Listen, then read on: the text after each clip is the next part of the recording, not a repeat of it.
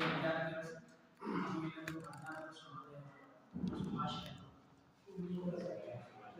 ವಿದ್ಯಾರ್ಥಿಗಳೇ, ಮಧ್ಯಯುಗದ ಭಾರತದಲ್ಲಿ ಹಲವಾರು ಮಂದಿರಗಳು ಹಳೆಯಿರುವಂತಹ ಭಾರತ ದೇಶದಲ್ಲಿ ಅದರಲ್ಲಿ ಒಂದು ಉದಾಹರಣೆಯನ್ನು ತಗೋಬೇಕಾದ್ರೆ ದೆಹಲಿ ಸುಲ್ತಾನರು ಅಂತ ಹೇಳ್ಬೋದು. ದೆಹಲಿ ಸುಲ್ತಾನರು ಯಾವ ಮಾತ್ರ ಅಧ್ಯಯನ ಮಾಡ್ತಾರೆ.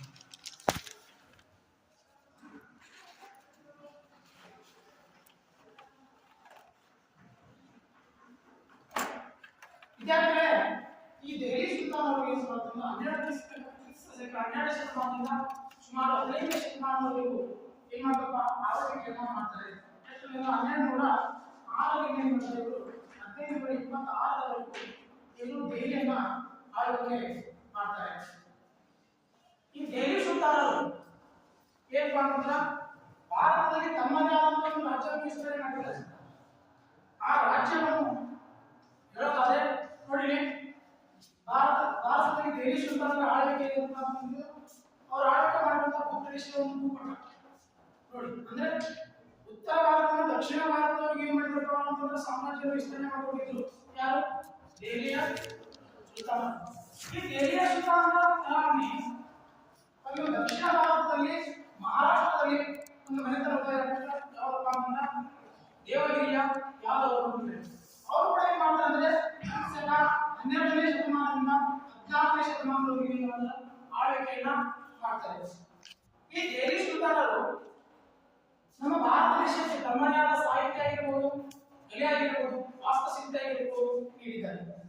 ಅದರಲ್ಲಿ ನಾವು ಏನ್ ಹೇಳ್ತೀವಿ ಅಂದ್ರೆ ದೆಹಲಿ ಸುಲ್ತಾನ ಅಂದ್ರೆ ಗುಲಾಬಿ ಸಂತತಿಯ ಸ್ಥಾಪಕರಾಗಿರುವಂತಹ ಕುತುಬುದ್ದೀನ್ ಐಬಕ್ ಅವರು ಏನು ಸ್ಥಾಪನೆ ಮಾಡ್ತಾರಪ್ಪ ಅಂತಂದ್ರೆ ಕುತುಬ್ ಮಿನಾರ್ ಅಂತ ಸ್ಥಾಪನೆ ಮಾಡ್ತಾರೆ. ಕುತುಬ್ ಮಿನಾರ್ ಅಂದ್ರೆ 5 ಅಂತಸ್ತಿನ ಒಂದು ಕಟ್ಟಡ. ನೀವು ಏನಾಗ್ತದೆ ಕುತುಬ್ ಮಿನಾರ್ ಅಂದ್ರೆ ಹೆಂಗಿರ್ಬೋದು, ಆಸಕ್ತಿ ಮೂಡಿಸಿದ್ರೆ ಹೇಗಿರ್ಬೋದು, ಅದನ್ನ ಹೆಂಗ್ ಕಟ್ಟಿರ್ಬೋದು ನೋಡಿ. ಇದು ಕುತುಬ್ ಮಿನಾರ್ 5 ಅಂತಸ್ತಿನ ಕಟ್ಟಡ ಇದೆಯಾ? ಕುತುಬ್ ಮಿನಾರ್ ಕಾಣ್ತಿದ್ಯಾ? ಇದನ್ನ ಏನ್ ಮಾಡ್ತಾರೆ, ಯಾರನ್ನ ಯಾಕೆ ಕಟ್ತಾರೆ? ಕುತುಬ್ ಮಿನಾರ್ನ ಹೇಳದಲ್ಲ, ಯಾಕೆ ಕಟ್ತಾರೆ? ಕುತುಬುದ್ದೀನ್ ಐಬಕ್ ಏನ್ ಮಾಡ್ತಾರೆ, ಇದನ್ನ ನಿರ್ಮಾಣ ಮಾಡಲು ಸ್ಟಾರ್ಟ್ ಮಾಡ್ತಾರೆ. ಇದನ್ನ ಪೂರ್ಣಗೊಳಿಸ್ತಾರೆ ಯಾರಂದ್ರೆ ಇಲ್ತುಮಿಷ್. ದೆಹಲಿ ಸುಲ್ತಾನ ಒಂದು ಪ್ರಮುಖ ದೊರೆಯಾಗಿರ್ತಾರ, ಅವರೇ ಪೂರ್ಣಗೊಳಿಸ್ತಾರೆ. ನೀವಂತೀರಾ ಏನಂತೀರ ಅಂತ ನೀವಂತೀರ ಸರ್ ನೋಡ್ರಿ, ನೀವು ಸುಳ್ಳು ಹೇಳ್ತೀರಿ. ದೆಹಲಿ ಸುಲ್ತಾನ ಹೇಳಿದ್ರು ಯಾಕೆ ನಾನು ಮುಗಿಬೇಕು ದೆಹಲಿ ಸುಲ್ತಾನಿಗೆ ಅವ್ರ ಆಳ್ವಿಕೆ ಮಾಡಿ ನಾನು ನೋಡಿದ್ರು ಅದರ ಒಂದು ಕೂತಿರ್ಬೇಕಲ್ಲ, ಆಳ್ವಿಕೆ ಮಾಡ್ತಾರೆ ಅಂತ ಗೊತ್ತಿರ್ಬೇಕಲ್ಲ. ಅದೇ ಇರುವಾಗ ಅದಕ್ಕೆ ಒಂದು ಎಕ್ಸಾಂಪಲ್ ಏನು ಕೊಡಬೇಕು ಅಂತಂದ್ರೆ ಅವ್ರು ವಾಸ್ತುಶಿಲ್ಪಗಳು ಹೇಗಿದ್ದಾವೆ ನೋಡಿ. ಅವಾಗ ಹೇಳಿದ್ರ ಕುತುಬ್ ಮಿನಾರ್ ಕಟ್ಟಿದ್ರ, ಇದೇ ಕುತುಬ್ ಮಿನಾರ್. ಅವರ ಒಂದೇನು ಆಳ್ವಿಕೆ ಮಾಡಿದವರ ಬಗ್ಗೆ ಗೊತ್ತಿದ್ದೀವಿ, ಸಾಕ್ಷ್ಯವನ್ನು ಕೊಟ್ಟಿದ್ದೀವಿ. ಅಷ್ಟೇ ಅಲ್ಲದೆ ಪ್ರಮುಖ ದೊರೆಯಾಗಿರುವಂತಹ ದೆಹಲಿ ಸುಲ್ತಾನ ಪ್ರಮುಖ ದೊರೆಯಾಗಿರುವಂತಹ ಅಲಾವುದ್ದೀನ್ ಖಿಲ್ಜಿ ಏನ್ ಮಾಡ್ತಾನೆ ಅಂತಂದ್ರೆ ಅಲೈ ದರ್ವಾಜ ಏನ್ ಮಾಡ್ತಾನೆ ಸ್ಥಾಪನೆ ಮಾಡ್ತಾನೆ, ಕಟ್ಟಿಸ್ತಾನೆ. ಆ ಅಲೈ ದರ್ವಾಜ ಇದು ಏನು ಅಲೈ ನೋಡಿ, ಇದು ಅಲೈ ದರ್ವಾಜ ಯಾಕೆ ಕಟ್ಟಿಸ್ತಾರೆ? ಅಲಾವುದ್ದೀನ್ ಖಿಲ್ಜಿ. ಈಗ ನಾವು ಅವರು ಇದ್ದಲು ಅಂತ ಹೇಳ್ಬೋದು, ಅಂದ್ರೆ ಒಂದು ಮಾಧ್ಯಮ ಮುಖಾಂತರ ಹೇಳ್ಬೋದು, ನಾವು ದೆಹಲಿ ಸುಲ್ತಾನರು ಆಳ್ವಿಕೆ ಮಾಡಿದ್ದಲು ಅಂತ ಹೇಳ್ಬೋದು. ಈ ದೆಹಲಿ ಸುಲ್ತಾನರು ಪ್ರಮುಖವಾಗಿ 5 ಮಂತ್ರಿಗಳು ಮಾಡ್ತಾವ ಅಂತಂದ್ರೆ ಆಳ್ವಿಕೆ ಮಾಡ್ತಾವ. ಆ 5 ಮಂತ್ರಿಗಳು ಯಾವಾಗ ಯಾರ್ಯಾರು ಗೊತ್ತಾಯ್ತಾ? ಯಾರ್ಯಾರು ಗೊತ್ತಿದ್ಯಾ? ಇಲ್ವಾ? ನಾನು ಹೇಳಿದೆ ಓಕೆ.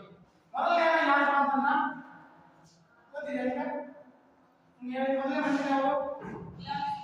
ಗುಲಾಬಿ ಸಂತತಿ. Very good, super.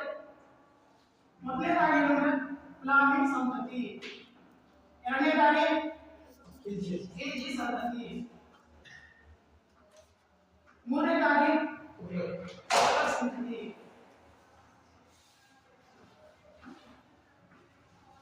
ನಾಲ್ಕನೇದಾಗಿ ಸೈಯದ್, ಐದನೇದಾಗಿ ಲೋಧಿ ಸಂತತಿ ಅಂತ 5 ಮಂದಿರಗಳು ಪ್ರಮುಖವಾಗಿ ಈ ದೆಹಲಿಯನ್ನು ಆಳ್ವಿಕೆ ಮಾಡ್ತಾರೆ. ಈ ದೆಹಲಿಯನ್ನು ಆಳ್ವಿಕೆ ಮಾಡುವಂತಹ ಪ್ರತಿಯೊಂದು ಮಂದಿರಗಳಲ್ಲಿ ಪ್ರತಿಯೊಂದು ಏನಪ್ಪ ಅಂತಂದ್ರೆ ಪ್ರಮುಖವಾದ ದೊರೆ ಇರ್ತಾರೆ. ಒಂದು ಏನಪ್ಪ ಅಂತಂದ್ರೆ ಒಂದು ಮನೆತನ ಸ್ಥಾಪನೆ ಆಗೈತಿ, ಒಂದು ರಾಜಭಾರ ಇರ್ತದೆ, ಆ ಮನೆತನ ಪ್ರಮುಖವಾದ ದೊರೆ ಇರ್ತಾನೆ. ಇವಾಗ ಏನಪ್ಪ ಅಂತಂದ್ರೆ ವಿಜಯನಗರ ಶ್ರೀಕೃಷ್ಣದೇವರಾಯ ಇರ್ಬೋದು, ಅದೇ ತರ ಪ್ರಮುಖವಾಗಿ ಪ್ರತಿಯೊಂದು ಮನೆತನದಲ್ಲಿ ನಂತರ ಪ್ರತಿಯೊಬ್ಬರು ಏನು ಮಾಡ್ತಾರೆ ಪ್ರಮುಖವಾದ ದೊರೆ ಇರ್ತಾರೆ. ಅವರಿಗೆ ನಾವು ಎಕ್ಸಾಂಪಲ್ ಕೊಡೋದಾದ್ರೆ ಏನು ಮಾಡಿ ಇವರು ದೆಹಲಿ ಸುಲ್ತಾನರ ಮೊದಲ ಮನೆತನದ ಸ್ಥಾಪಕ ಯಾರಂತ ಗೊತ್ತಾ ನಿಮಗೆ? ಅವಾಗಲೇ ಹೇಳಿದ ಕುತುಬ್ ಮಿನಾರ್ ಕಟ್ಟಿದವರು ಯಾರಂತ? ಕುತುಬುದ್ದೀನ್ ಐಬಕ್. ಹಾಗೆ ಖಿಲ್ಜಿ ಸಂತತಿಯ ಒಬ್ಬ ಪ್ರಮುಖ ದೊರೆ ಬರ್ತಾರೆ. ಇವರು ಸುಧಾರಣೆಗಳನ್ನು ವರ್ಣನೆ ಮಾಡಿದ್ರೆ ಸಾಧ್ಯ. ಅಷ್ಟೊಂದು ಸುಧಾರಣೆ ಮಾಡ್ತಾರೆ. ಯಾರು?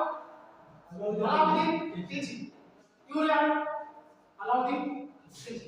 ನೋಡಿ ಇವರು ಕೂಡ ಏನಪ್ಪ ದೆಹಲಿ ಸುಲ್ತಾನರು ಪ್ರಮುಖ ದೊರೆ ಆಗಿದ್ದಾರೆ.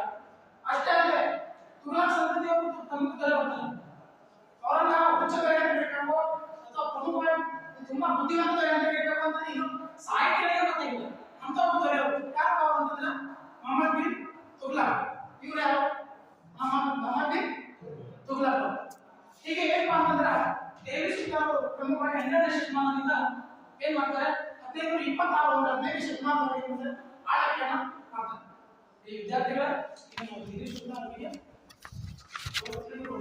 ಮುಂದಿನ ತರಗತಿಯಲ್ಲಿ ಪ್ರಮುಖವಾಗಿ ತಿಳಿದುಕೊಳ್ಳುತ್ತಾರೆ. ಧನ್ಯವಾದ.